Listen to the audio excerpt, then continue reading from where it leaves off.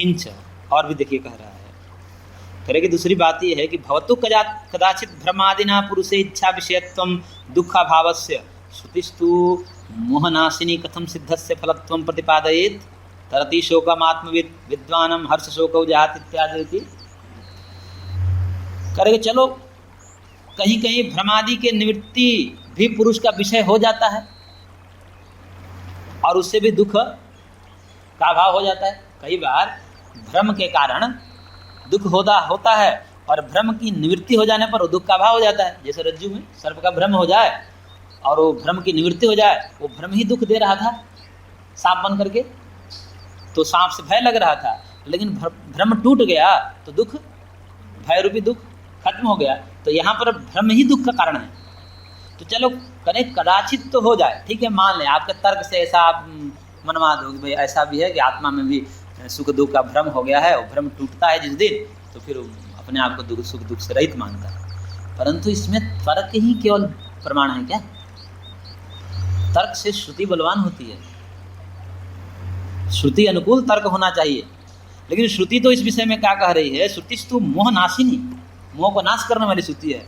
वो कथम सिद्धस्य फलत्वं प्रतिपाद्यते, वो कैसे पहले से सिद्ध फल का प्रतिपादन करेगी? यदि दुख निवृत्ति रूपी फल पहले से आत्मा में सिद्ध है, नित्य सिद्धत्व का ना, तो पहले से आत्मा में सिद्ध है, तो उसके लिए पुनः सिद्धि का कथन श्रुति क्यों करती? श्रुति क्या कहती है? तरति शोकम आत्मवित्, आत्मविता शोक से पार चला जाता है, उससे शोक का नाश हो जाता है। तो शोक का नाश ये फल है ना, ये किसको हो रहा है? आत्मवित्, आत्मा को हो रहा है। तो ये फल किसमें मानेंगे? यानी कि पहले से सिद्ध नहीं था, पहले से उसको दुख था, अब आत्मवेत्ता होकर के उसको उसकी दुखों की निवृत्ति हो गई, तो दुख निवृत्ति रूपी फल की प्राप्ति हो रही है, अब हो रही है। इसका मतलब कि दुख निवृत्ति नित्य सिद्ध नहीं है, पहले से सिद्ध नहीं है। और आप तो कहते हैं कि पहले से नित्य मुक्त है, तो आप तो श्रुति विरोध बात कर रहे हैं ना। विद्वान हर्ष शोक उजहात इत्यादि श्रुति है छांदोग्य की, कठोपनिषद की, कि विद्वान हर्ष शोक को छोड़ देता है। तो यहाँ पर भी छोड़ने का कथन है, यानी कि दुख निवृत्ति रूपी फल की सिद्धि हो रही है, न कि नित्य सिद्ध है। तो आत्मा में मानना पड़ेगा ना कि पहले दुख निवृत्ति पुरुष में नहीं था, अब इन अनुष्ठानों के माध्यम से श्रवण मनन निध्यासन के द्वारा दुख निवृत्ति रूपी फल उत्पन्न हुआ, और ये किसको मिला?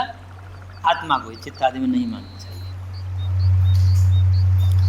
इत्यादि। यहाँ तक पूर्व पक्ष है, ये सब पूर्व पक्ष है।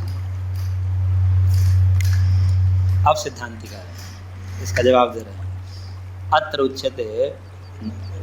उच्यते जहाँ से कहते हैं समझिए, सिद्धांति कह रहे हैं, करे कि न नित्य शुद्ध बुद्ध मुक्त स्वभावस्य तद्योगस्तद्योगाद्यते इति हेय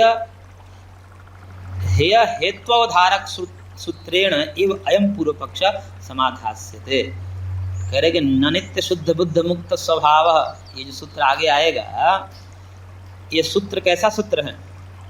हेय हेतु के अवधारक सूत्र है। हेय हेतु मतलब दुख हेय है ना, और दुख का कारण, तो दुख के कारण को बताने वाला, निश्चय कराने वाले सूत्र के द्वारा ही इस पूर्व पक्ष का समाधान वहाँ पर किया जाएगा। इसलिए मैं यहाँ मौन हूँ, तुम्हारा जवाब वहाँ देंगे हम सारे एक साथ। अभी दूसरा प्रकरण चलने दो, वहाँ इंतजार करो तब तक कि वहाँ किया गया। फिर भी तात्कालिक तो देना पड़ेगा ना उसको, ऐसा कह करके उसको जो है अपेक्षा नहीं किया जा सकता। प्रश्न किया है, तात्कालिक समाधान देना पड़ेगा।